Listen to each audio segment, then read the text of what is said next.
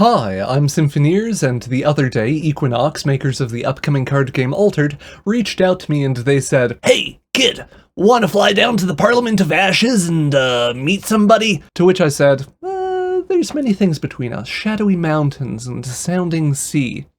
Also, aren't you supposed to be French? What's the deal with that? To which they said, "Don't ask questions you don't want the answer to, and come on, we're trying to give you new cards to show off. Keep up." And it was like, sure, yep. So I made my way down to the Parliament of Ashes. The Parliament of Ashes, if you're unfamiliar, the heart of the Bravos faction, located within Haven, a kind of Bravos citadel enclave, big building outside of Asgartha. I'm not sure where the person they want me to meet is. I think I see them. We'll get up there somehow. But yeah, the Parliament of Ashes, heart of the Bravos faction. Normally there's a big glowing phoenix egg in here, and the urns of fallen Bravos heroes. I think that's where the ashes comes from. Although they do occasionally clear all that out for the holding of duels in this arena, which definitely looks like that's what was happening. Maybe a Saudi fighting a new opponent. And yeah, important kind of political and ceremonial center. Haven shared with the Lyra faction, and I believe the Ordos too, I think. But anyway, looks like Equinox wanted me to meet Achilles, hero of myth and legend. Altered does pull from a lot of mythology and history and stuff. Achilles, a 5/5 for 5 and 5. Just a good, kind of a well-statted creature, or a solid creature with the tough keyword. Tough 1, your opponent's spells and abilities that target me cost 1 more. This is similar to Ward in Magic the Gathering, if you're familiar with that. The flavor text, "Many things lie between us, shadowy mountains and sounding sea," is a quote from the Iliad.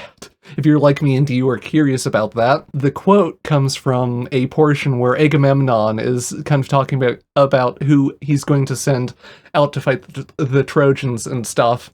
And he's going, kind of putting the squeeze on Achilles, going, maybe I'll dock your pay or send someone else. And Achilles' response to that is like, "I'm not fighting for money, come on, and I'm not fighting because I hate the Trojans either. Like, many things lie between us, shadowy mountains and sounding seas." In other words, I've never met them, or like, I have no reason to hate them.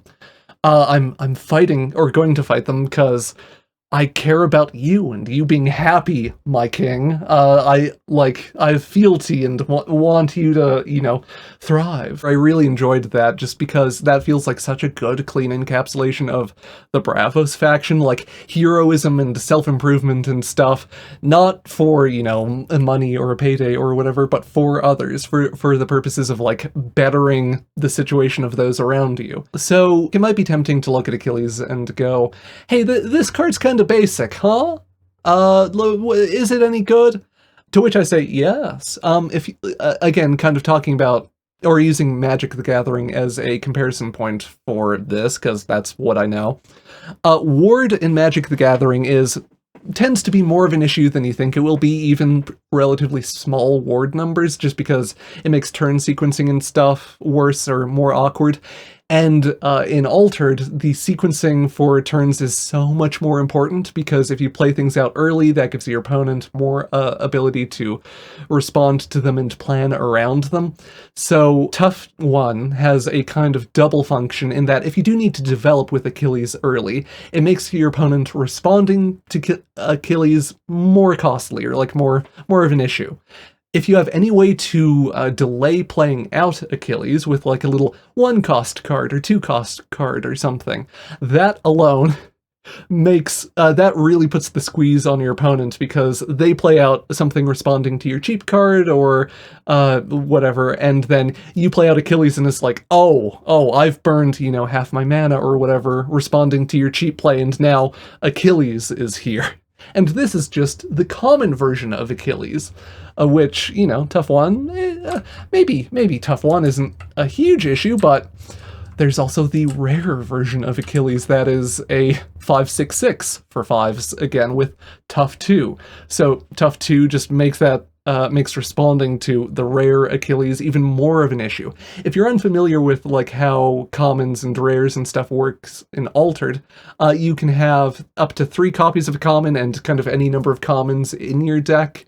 You can have up to 3 copies of a rare in your deck, although you can only have 15 rares in a deck list. And I do really like the kind of deck building restrictions in Altered, because it means that every deck doesn't just end up being a pile of, you know, the most efficient rares or whatever.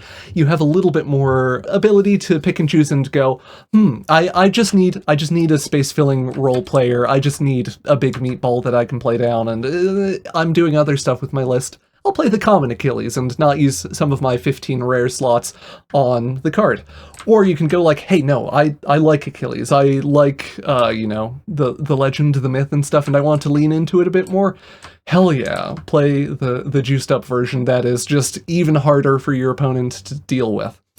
Small thing, or just another small detail that I really like about the rare Achilles. Hey, why is it 5/6/6? Why not all 6s? Surely Achilles could use that, or like, etc, etc. Shadowy mountains, sounding seas. The mountains and the seas are better. And it's like, oh, it just, you know, the card kind of ties into itself in such a nice, clean little way. And yeah, I am a fan.